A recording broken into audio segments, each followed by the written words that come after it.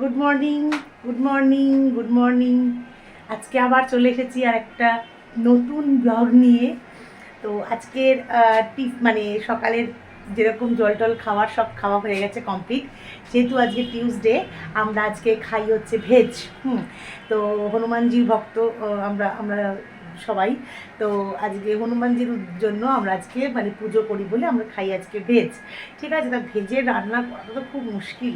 হ্যাঁ, তো সেই জন্য আজকে সকালবেলার আমাদের ব্রেকফাস্ট হচ্ছে চিড়ের পোলাও। ঠিক আছে, আহ, তো এইটার সময় ভিডিওটা করতে একটু মানে মানে অসুবিধা হয়ে গেছিলো। তো আজকে সকালের ব্রেকফাস্ট হচ্ছে আমাদের চিড়ের পোলাও। ঠিক আছে, দেখতে থাকো চিড়ের পোলাওটা কেমন হয়েছে। তৈরি হচ্ছে এখনও পর্যন্ত, তো এখনও ব্রেকফাস্ট দিইনি। তো দেখতে থাকো, আজকে হচ্ছে চিড়ের পোলাও। দেখে নাও চিড়ের পোলাও হচ্ছে। চিড়ের পোলাও কেমন হয়েছে দেখতে, সেটা তো তোমরা জানাবে দেখতে কেমন হয়েছে। দেবো, আমরা খাবো, খেয়ে আমার কর্তামশাই কী বলে দেখি চিড়ের পোলাওটা কেমন হয়েছে। তো সাথে ভাতটাও বসিয়ে দিয়েছি, যে দুপুরের ভাতটাও বসিয়ে দিয়েছি, কারণ বিজনেসের জন্য একটু ওদিকেও তো সময় দিতে হচ্ছে। তো রান্নার কাজটা সেরে নেবো। এছাড়াও পোস্তর জন্য আলু কেটে ভিজিয়ে রেখেছি, আজকে পোস্ত হবে, আলু পোস্ত। আর মুগ ডাল সেদ্ধ করেছি, এরপরে মুগ ডালটা সোমবার দিয়ে দেবো। তো চলো ব্রেকফাস্টটা দিয়ে দেবো এবার। দেখি কেমন হয়েছে ব্রেকফাস্টে। যদিও এই ব্রেকফাস্টের স্যুপটা যেমন আমরা তিনজনেই খাই, কিন্তু মেয়ে আবার একটু, তোমাদের আগেই বলেছি, ভাত খেতে বেশি ভালোবাসে। তো মেয়ের এই জন্য, মেয়ে এখনও জলগুলো ভরা হয়নি, বোতলগুলো সব সাজিয়ে রেখেছি, এখনও হয়নি। তো মেয়ে, যেটা বলছিলাম, মেয়ে হচ্ছে পুরোপুরি মানে ভেতো বাঙালিয়া, মানে আমার ধাঁচটা পেয়েছে আর কি। তো সে এবার সকালবেলায় ভাত খাবে, যেদিনকে স্যুপ খায় না, মানে মঙ্গলবার আর শনিবার, সে ভাতটাই পছন্দ করে। ঘি দিয়ে, আলু সেদ্ধ দিয়ে বা আলু ভাজা দিয়ে সে ভাত খাবে। চলো তাহলে দেখতে থাকি এর পরের কি খেয়ে কি বলে কর্তা। রেডি হয়ে গেছে ব্রেকফাস্ট, দেখে নাও চিড়ের পোলাও। আমি আমারটাও নিয়ে নিয়েছি, দুজনে মিলে খেতে বসে গেছি। খেয়ে এবার বলো কেমন হয়েছে।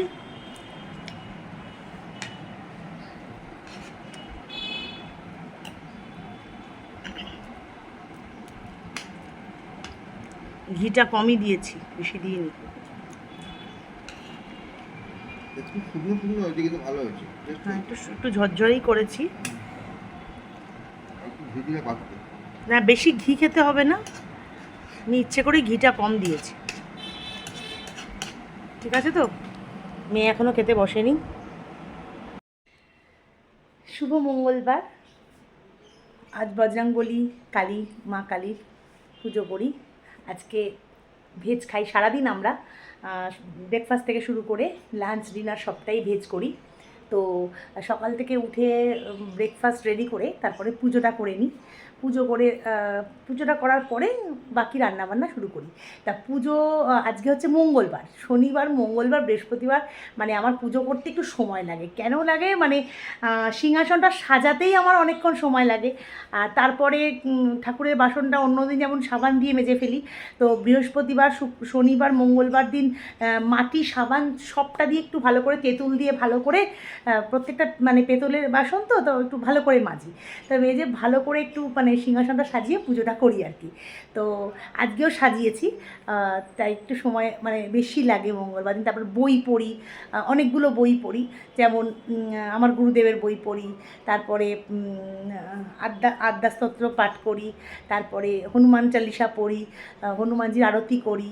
তো সব করতে করতে আমার প্রায় 1 ঘন্টা 10-15 মিনিট, মানে পুরো পুজো পর্বটা আমার 1 ঘন্টা 10 মিনিট শনিবার, মঙ্গলবার, বৃহস্পতিবার লাগে। বৃহস্পতিবার লক্ষ্মীর বইও সাথে অ্যাড হয়ে যায়। যাকে তোমরা দেখো আর কীভাবে সাজিয়েছি আমি আমার সিংহাসনটাকে। আর আমার মানে পুজোটা তোমাদের কেমন লেগেছে, সাজানোটা আর কি কেমন লেগেছে, সেটা তোমরা জানাবে। দেখে নাও, গণেশ ঠাকুরকে ফুল দিয়েছি, শিব ঠাকুরের পুজো করেছি, মা দুর্গার পুজো করেছি, কালীর পুজো করেছি। দেখে নাও, মা লক্ষ্মীর পুজো করেছি। গুরুদেবের পুজো করেছি, লোকনাথ বাবার পুজো করেছি, সবাইকে সাজানোর চেষ্টা করেছি ফুল দিয়ে। এটা আমার রোজই, মানে আমাদের রোজই মানে প্রচুর ফুল আসে আর কি, ফুল নিয়ে আসে।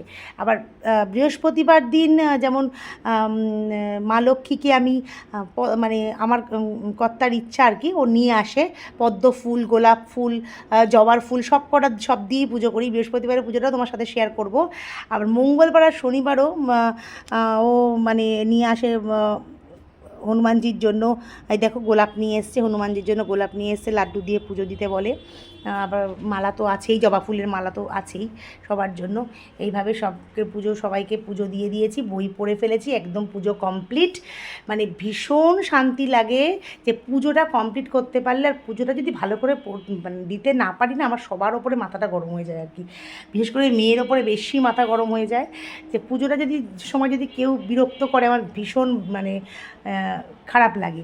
তো আমার পুজো কেমন লাগলো তোমাদের প্লিজ আমাকে জানিও, কমেন্টস করে জানিও। আর পেজটা এবং এটাও সাবস্ক্রাইব করে দিও, পেজ, ইউটিউব চ্যানেল সব করে একটু প্লিজ সাবস্ক্রাইব করে দিও।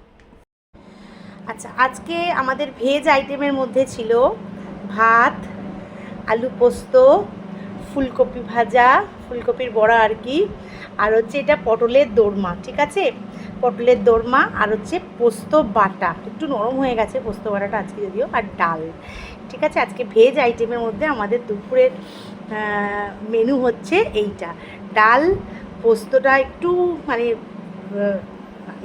নরম হয়ে গেছে বাটাটা, আর পোস্ত, আলু পোস্ত, ফুলকপির বড়া, আর হচ্ছে পটলের দোরমা। তাই পটলের দোরমাটা আমি একদিন বানিয়ে তোমাদের সাথে শেয়ার করব, ঠিক আছে, কীভাবে আমি পটলের দোরমাটা বানাই। দুরকমভাবে বানাই, দুরকমভাবেই তোমাদের সাথে একদিন একবার শেয়ার করব।